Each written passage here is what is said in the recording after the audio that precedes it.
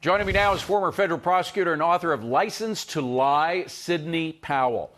Sidney, great to see you. Of course, your book is largely about the shortcuts that a lot of prosecutors take. Knowing prosecutors, as you do, particularly this one, Robert Mueller, what do you think he is more interested in, getting to the truth or just getting Donald Trump? Well, ever since he hired Andrew Weissman and brought him on this task force, I've known that he has absolutely no interest in seeking the truth whatsoever. Mr. Weissman is the lead villain in License to Lie, which is nonfiction. It's all true, and it names names, including those of other high-ranking Obama administration people who show up in the page-stroke text messages and other places in this investigation. So no, he's not interested in getting the truth. He, I think, is part of the insurance policy that was concocted with McCabe, Stroke, Page, and others to destroy the president, which is why he's also featured on the T-shirt at my website, Creeps on a Mission.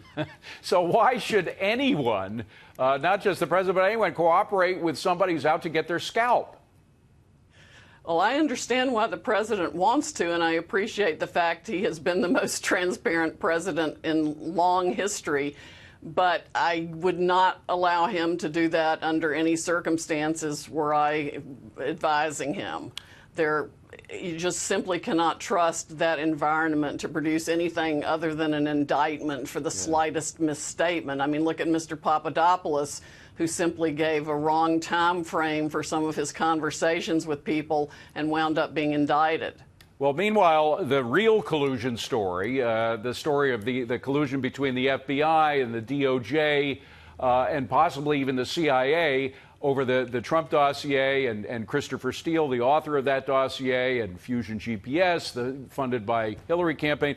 That collusion story continues to get fleshed out more, and some of it surprisingly came from Bruce Orr's testimony, even though a lot of people thought he would just clam up. But he, the husband of a woman who worked for Fusion GPS, was the one who was spreading the Trump dossier even before the FISA warrants were issued by the FBI. That is, the FBI knew about his relationship to Chris Steele. He was quite open about that before they issued the FISA warrants, something that they should have put in the FISA warrants, no?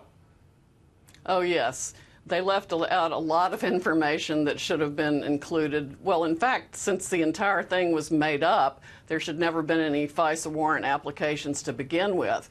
I think Nellie Orr, we will find, had a much greater role in this than we know now. It wouldn't surprise me to learn that she actually had as much role in writing the, quote, Steele dossier as Mr. Steele did, because she was working for Fusion GPS, who I believe we'll find, if we get the FISA court decision unredacted and unclassified, was one of the private contractors to whom Comey gave unfettered access to the raw NSA intelligence database in 2015. Well, Sidney, let me just jump in if I can, because a lot of people have been pressuring the president to declassify everything as though it would be a snap of the fingers for the president to do that. However, there is a hangover, an executive order hangover from the previous administration that might make it so that it's not that easy for the president to declassify, no?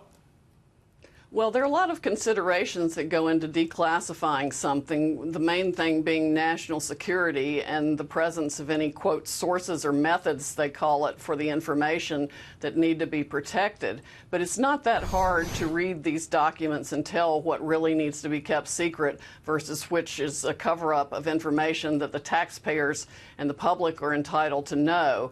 So but is our President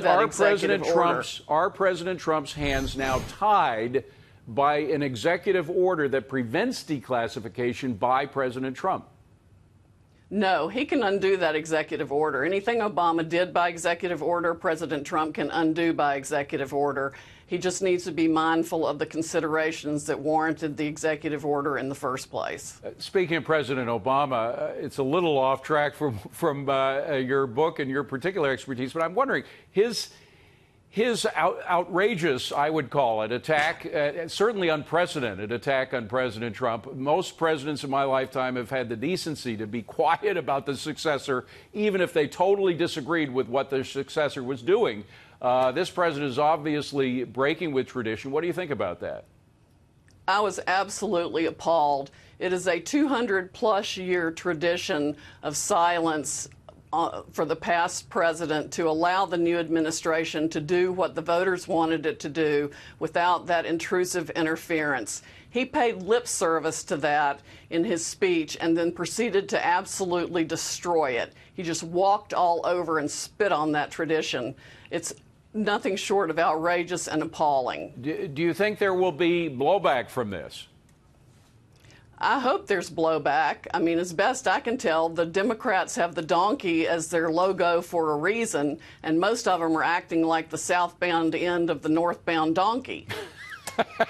I can't improve on that. That's got to be the end of this conversation. Sidney, great to see you. Thank you very much for being here. Sidney Powell, we appreciate it.